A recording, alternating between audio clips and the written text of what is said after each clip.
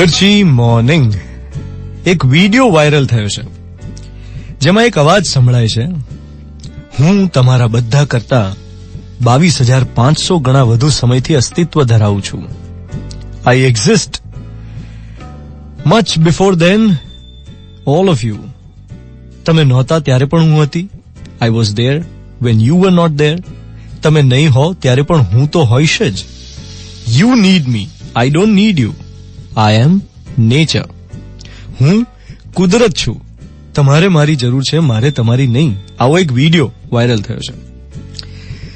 और कुदरत जब एक करवट बदलती है तो हम हिल जाते हैं. कुदरत एक પડખું ફેરવે એમાં આપણી જિંદગી ઉપર નીચે થઈ જાય છે.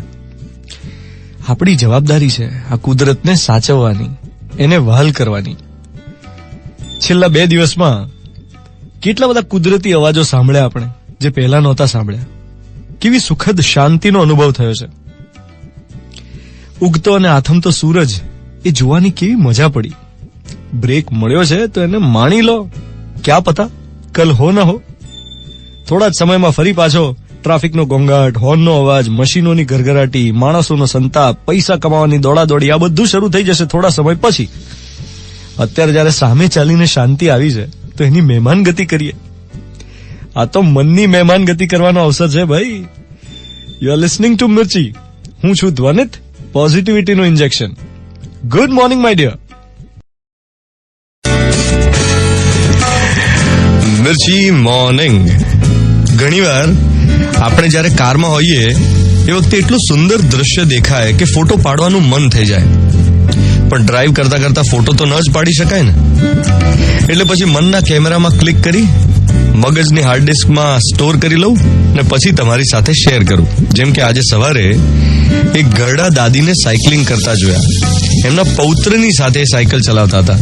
એટલે ગ્રાન્ડસન ને દાદી બંને એટલું ક્યુટ લાગતા હતા સાયકલ ચલાવતી વખતે. મને એટલી બધી મજા પડી ગઈ એમને જોઈને.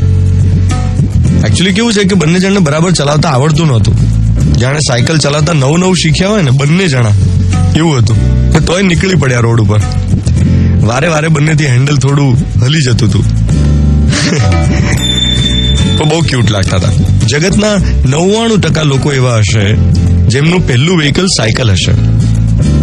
મોટા થઈને ભલે તમે ગમે એવી મોંઘી કાર ચલાવો, પણ સાયકલ એટલે સાયકલ.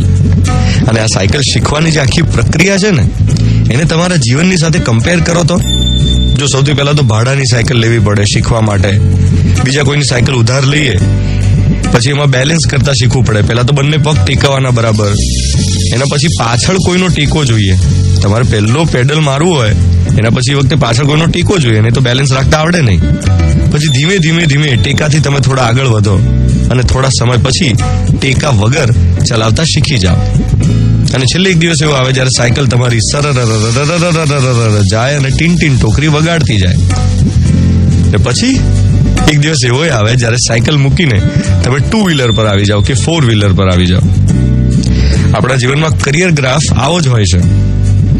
કોઈ પણ કરિયરની શરૂઆત તમારી હોય ત્યારે તમારે પહેલા તો ટેકો જોઈએ. બંને પગ ટેકવવા માટે સમજ જોઈએ અને પાછળ કોઈ જોઈએ જે તમને સપોર્ટ કરે તમારી સાયકલ ચલાવતી વખતે.